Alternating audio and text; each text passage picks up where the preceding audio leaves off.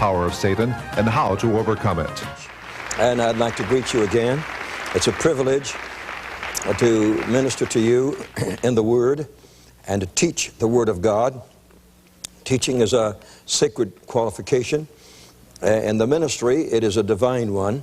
God has said in the church, Christ has said in the church, apostles and prophets and teachers and evangelists and pastors, God sets in the church those that speak His Word with authority and with discernment as to the meaning of what God is speaking about. We are at this time in a very select group of studies. I'm sure you're very much aware of that. In this group of studies, it is called Demons and Deliverance, or Principalities and Powers. And this is Volume 1. Volume 2, which has already been created, deals with many of the sects and occult groups and how to avoid them and how to have victory related to them. We're dealing with the basic doctrines in this syllabus, volume number 1. We have now come to lesson 9 in the teaching series here, in your teaching syllabus, which I hope you already have. Remember, you can get this in writing with a large teaching syllabi, or you can get it in the audio tape, or you can get it in the large group here with them all together, or you can get them in the video. And so in the reading and the hearing and the seeing, you can get this truth, and I tell you, it'll do something for you. It will certainly do something for you. In the teaching syllabus, we are at what we call lesson 6. That's on page 27. But in our teaching to you, this is the ninth segment of the lesson. In this area, we're teaching you relative to different areas in which the devil can dominate and have power. It is a historic fact that the devil's influence can dominate and even destroy empires, nations. For example, in the Revelation chapter 18 in verse 2, it says, Babylon the Great is fallen and is become the habitation of devils and the hold of every foul spirit. And we can see here that even empires can be destroyed by satanic forces and satanic power. God, speaking through His prophet Isaiah, one of the greatest prophets in the Bible, in chapter 14 and verse 12 says, How art thou fallen from heaven, Lucifer, who you are the son of the morning? How art you cut down to the ground, which did weaken the nations? Which did weaken the nations. And so the areas of demon domination, it can be extensive in scope. It can be vast in their operations. In that same chapter of Isaiah chapter 14 and verse 16, it says, Is this the man that made the earth to tremble? Someone looking upon Satan after his defeat says, that did shake kingdoms. See his influence? That can shake kingdoms, that can make the world into a wilderness. Now, I was in Europe just after World War II, and you talk about a wilderness. I was at the beaches of Normandy, and I saw the scope of devastation just a few days after the war was over. And you know what it means when it says make the world a wilderness. When you're in a city that you have ministered in before, and you look and there's only about a dozen chimneys hanging in the air, every building is gone, then you know what a wilderness means. It is a terrible and a dreadful situation. How can Satan make the earth to tremble, as it says here in Isaiah chapter 14? I believe that an example of this could be like Napoleon the Great. The devil caused him to bring war upon the continent of Europe. It was totally an unnecessary situation. Through Napoleon, he made this earth to tremble. Human historians saw Napoleon destroying Europe with bloodthirsty armies, and they call him the Great, Napoleon the Great. But when God saw it, He saw Lucifer, his arch enemy, energizing and inspiring a little man named Napoleon, to make the earth to tremble. And so God's viewpoint of it and man's viewpoint of it are always totally different. Totally different. This is true not only with a man like Napoleon, but there's Alexander the Great. Humans recorded his natural forces and his natural abilities and his natural genius that he had. But God saw the driving force that made him desire to kill, to destroy, to exalt himself above all other rulers. That Alexander was under demon possession is easily revealed in the way that he died. He died in a drunken orgy at the age of 33. He ate and drank himself to death. And he said at that time, there are no more worlds to conquer. What can I do? So there was a bloodthirsty urge within him. People to kill. People to say, you're under me, you know. You're under me. And so Satan can make the earth to tremble. In modern times, we can see influences in the lives of men, like the German dictator Adolf Hitler, or in Italy with Mussolini, El Duce. These men made boastful statements of how they would dominate the world. Hitler said, for 1,000 years, Nazism will dominate the world. Mussolini once declared, I would shake hands with the devil if he will give me the desires of my heart. And that was conquest. Went into little Ethiopia and overthrew the government and thought he was a great big hero of overthrowing that little black people there in Ethiopia. And he aligned himself with Hitler and was going to help be a world conqueror.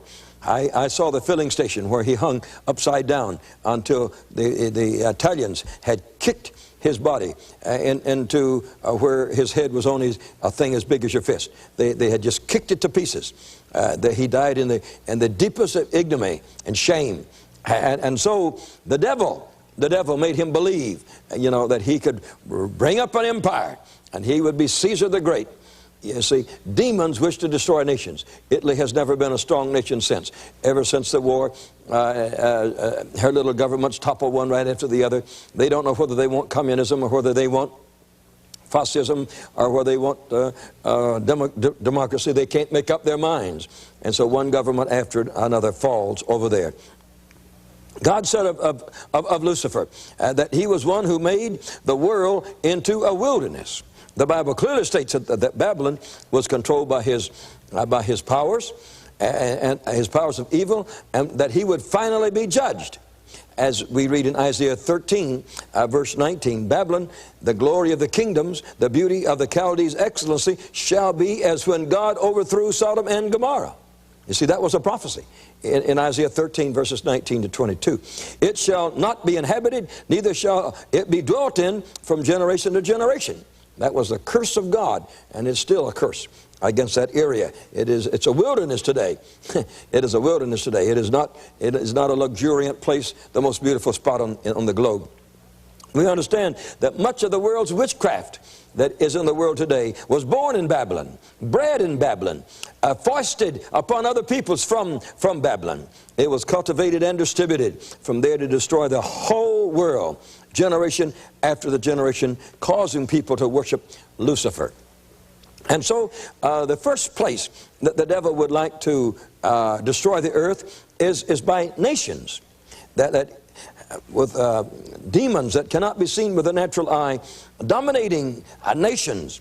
History records the sinister works of evil in this way, that almost for unknown reasons, you see, nations are destroyed because of their worship of the devil. It is remarkable that the people of Israel, in their olden times, they had to fight against this sort of situation. They had to keep it out of their nation. In the book of Exodus, chapter 22, and verse 18, God specifically warned Moses in these words, "Thou shalt not suffer a witch to live."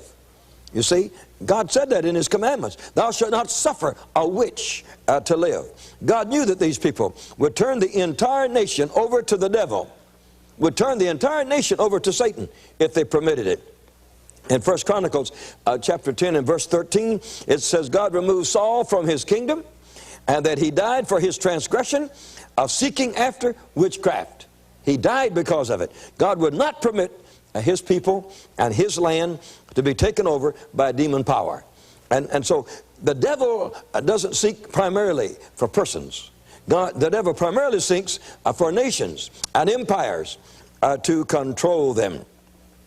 In our world that we live in today, as we have visited country after country, it makes you feel, and some of them, sad and depressed. Not that we wish to downgrade any country. In some of these countries we greatly love, such as Indonesia, for example. I preached in Indonesia when the Dutch ruled it before the war, and after the Dutch were gone, and it was a republic after the war. But we have lived in that country for many months, and I am very sincere when I tell you that I have witnessed more demon power there than possibly any other place, because there are more witch doctors in that country than there are medical doctors. And we couldn't have a meeting pleading the blood of Jesus and the power of God without some form of witchcraft, interrupting the meeting. The devil gets angry when you are telling people about him. And so we witnessed and we saw where devils want to control nations, such as the nation of Indonesia, which is so strongly steeped in witchcraft as of this moment. Also, when we were in Singapore, a little nation that is so full of heathen temples, we discovered that heathen worshipers in coming to Singapore must pay their due respects to a very powerful dignitary who is the spiritual ruler of the area. His name is Pa. And before they can go and worship the other Buddhists and in the other temples, they have to come to this number one place and first pay their respects and give an offering, and then they can feel free to go and worship in other temples. The heathen worshipers must go to this temple, or they cannot go into any temple, or Pa gets very angry and will bring a curse upon them. And so they must not worship other places before they worship Pa. And this is practiced today. You, as a visitor, may not find out much about it. You have to kind of live with the people and talk to them in order to understand some of these things. In most pagan countries or heathen countries who are under the power of Satan, they have special categories of spirits possessing various degrees of power and authority in their lands. For example, there's the land of Tibet, where Satan has held supremacy for ages. For ages. I have personally traveled into the Tibetan country, among the high mountains of southwest China. I have slept in their heathen temples, where there no other place to sleep anyway. And I saw their idol-filled temples, and listened to the strange stories of demon power. And brother, they got them. You've never heard anything like it when they talk to you about the supernatural activities that take place in those areas. But the devil is supreme, and the leader of the land, of course, it's under communist China right now, but the leader of the land and the political leaders is the same person, and their witchcraft. And their Oriental Guruism, you see. And a lot of people in America want to become like they are in Tibet. Isn't that amazing? They said that they have the high spirits. They do. They've had a lot of time to seek after the devil and to know him. But you wouldn't want him in your life like that. I can assure you that you would not desire it. Another example of the devil taking over nations, I strongly felt a satanic power and force when I traveled more than 5,000 miles across communist Siberia and communist Russia. There was an oppression and a sense of insecurity in the very air that you breathe. I could feel the spiritual heaviness over the entire country. It made one sad on the inside. You could talk to people like news reporters or like teachers or something, and there they're sitting there glum as they were crossing over, and you say, well, how are you today? Oh, all right, I guess. Well, how do you feel? Well, I don't know. All right. Are you sad about something? Well, some way I'm sad. I don't know quite the extent. See, the sinner doesn't even understand why the heaviness is there, why the oppression is there, because it's under the rulership of the devil. All through Moscow, through the city and through the country, there is a spiritual heaviness of atheism over that land, where the devil says, hey, boy, I'm boss here. I am boss here. They don't even believe in God. I got things under good control in this place. And so nations, the devil wants to conquer whole nations. And the devil had to do with conquering Russia. The spiritual people were not spiritual. God's people were not godly. And so the devil walked in communism and said, there isn't any, and took over that land. God saved the rest of the world from godless communism. Nations of the future will also feel this impact of demon power. And during the Great Tribulation upon the earth, there will be great satanic worship upon the face of the earth. In the Revelation, that's the last book in your Bible, and chapter 13 in verse 4, it says, we see that they worship the dragon, which gave power unto the beast. Now the dragon is the devil, and the beast, of course, is the Antichrist. And they worshiped the beast, saying, who is like unto the beast? Now it isn't that he is a beast, but his nature within him is like a devouring beast in the jungle, who was able to make war with him. And so there will be political leaders of nations and of empires and of groups of nations that are under direct rule and relationship and the power of the devil. Now that's your point number one. Your point number two is in the middle of page 29. And if the devil cannot take a country, he would like to take a city. He'd like to take a city. I don't know that God ever intended for man to live in urban areas. The first place the cities are mentioned in the Bible, it's not in a good connotation at all. Not only does the devil seek to rule empires, he seeks to dominate cities. Now, if you'll study this with me extensively, you'll find that what I'm saying to you is a tremendous reality. Listen to the book of Revelation, chapter 2 and verse 13. God says, I know your works, talking to a city. Where you dwell even where Satan's seat is. Here the devil had his throne in this city. Where Satan's throne is, that thou holdest fast my name, and hast not denied my faith, even those days wherein Antipas was my faithful martyr, who was slain among you, where Satan dwelleth. Isn't that something? Here you have a city, and Satan has a headquarters there. He has a throne there, and then it's where Satan dwelleth. He just made his habitation up there. Now there are cities that are different from cities, and I'd like to say to all of America, be careful where you live, for your children's sake. You can feed your children to the devil in a very wicked environment, when if you weren't so ambitious and you could live for a little less, you could have your children in a rural situation of where they would be brought up in holiness and cleanliness and godliness and also happiness and heaven. Now this city that he was talking to here was Pergamos.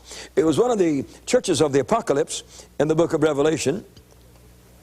It is located in a great and a historic area. It was a beautiful place. I have been there personally, by the way. And the Bible says it was a city where Satan was located in their town. This indicates that there are cities where devils set up their thrones and their areas of ruling in these cities. The devil's power is centralized in such places to control multitudes of people. In these cities, the devil has greater strength than he has anywhere else to perform his horrible deeds that he does in the lives of people. There are two areas mentioned here where Satan dwelleth and where Satan's seat is. He dwells there, and his seat of power is there. This speaks of his headquarters from which Satan operates, and a throne from which he dictates his evil spirits to tell them what to do in order that he might rule over them. And so you have two aspects there where you have his seat, which is his throne, and you have his dwelling place in an area where he dwells. He lives in a certain place, and he sends out his directives from that place. Now, historically, you can point out such cities. For example, ancient Babylon gave itself over to sorceries, to witchcraft, to cults, and without doubt, she was a queen city. Outwardly, very beautiful, very gorgeous. Boasted of its hanging gardens, which have never been duplicated in any other city in the world. But it was dominated by a certain Babylonian spirit, that this spirit had made its habitation there. And this spirit kept Daniel's prayer from being answered when he lived in Babylon. He couldn't get his prayers through because of this dominating spirit in that area. And in Daniel 10 and verse 20, the angel said that when he left Daniel's presence, he would have to fight a spirit called the Prince of Greece. The angel said that only Michael was available to assist him in this warfare. This reveals that evidently that there are cosmic battles which take place over big cities. Big cities. That's right. And so coming into him, he had a battle with a prince that was over Persia. Going back, he had a battle over the prince of Grecia. And so evidently there are princes set up over certain areas that rule, and they make their strong points the great cities. For example, the cities of Sodom and Gomorrah are remarkable examples of demon habitation. These cities gave themselves to a very peculiar and terrible sin, which bears the name of one of the cities until this day, sodomy, from Sodom. You see, it didn't have to bear such a name. The spirit that controlled there caused men to make love with men rather than with women. Only the devil could have caused this thing to happen. Only the devil. Sodomy became so dominant that God was obliged to wipe off the face of the earth that sinful city. He could not tolerate it. He could not stand it. It was out of his regular form of operating on the earth. He says, I won't do it. So Sodom was a city where Satan's seat was. And it was where Satan dwelled. And here his dominated power was supreme as he commanded the people of that city. And so the devil not only wants to control empires, nations, particularly he wants to involve himself over a city, to control a city. Now you might say, could you bring that into any modern description? And I believe I could. I don't like to be offensive to cities, but I think I could. There are modern cities which have given themselves over to certain sins. You see, the sins of New York and the sins of Hollywood are very different. The sins of Las Vegas and the sins of Paris, France, are different, you see. The spirits that rule them are different spirits. I'm sure you're aware of the fact that every city has a spirit in it, and that no two cities of the world possess the same spirit. Now, I'm not speaking of an evil spirit or a good spirit, but every city has its own personality. Every home has its own personality. There are no two homes on the face of the earth that have exactly the same personality. When you walk to the door, the spirits of the people that live there, you can feel their personality. The same is true of a city. I've been in preaching over 1,000 cities of the world. I've never been in two cities that have exactly the same spirit. And when you come there, you have a ministry that you involve yourself in a different spirit, you see, from what you would find in another spirit. So the devil has not changed. There are spirits where certain sins and certain evils are very strong there, and certain spirits dominate until there are no two cities on the face of the earth that are dominated by the same spirit. I am very sensitive to feeling that spirit when I go to any city. And so naturally, some cities have good spirits and others have bad spirits. No doubt you have heard different ministers say that in a certain city, it's very hard to preach there. Yeah, that city has given itself over to spirits. Very hard to work in there. Another says, you know, such and such a city is so open, that the movement of the Spirit of God is so easy there. You see what I mean now? That means you should decide where you want to live. Don't live in an oppressive city. An oppressive city. New York City is one of those oppressive cities. A pastor of a great church there came and stood in this pulpit right here. And he said, though I've been there all my life, grew up there, when I get about 20 miles out of town, a spirit lifts off of me. It's a hindering, oppressing spirit that hangs over my city of New York. And he says, when I go back, when that airplane starts to come down into that city, I can feel that oppression of the great city of New York as it comes down upon me. Now that is from a man that has a very large church in that city. Any large metropolis like New York is a possessor of some certain kind of spirit. The larger part of the population, like New York City, does not attend church anywhere. Many of them live in the deepest of sin. New York is a center of commerce for the whole world, for the entire world, and more recently a center for world government. For world government, New York City is its center. So if It's one of the spiritual eyes. If your spiritual eyes could be open, no doubt we'd be able to see the strong and evil spirits that seek to rule that place. We would be able to see them. And I have a deep burden for cities like this. And in our next lesson, I want to continue with this thought right here. That I have a deep burden for such places, that God will give me strength to. And that's what Jesus meant, that if you go to take a prey, that you first bind the strong man. If you go to take, like a city like New York or like Paris or like Las Vegas, and you go there to take the city, you first bind the strong man, or you can't take the prey. That it is not possible to take the prey if you don't bind the strong man.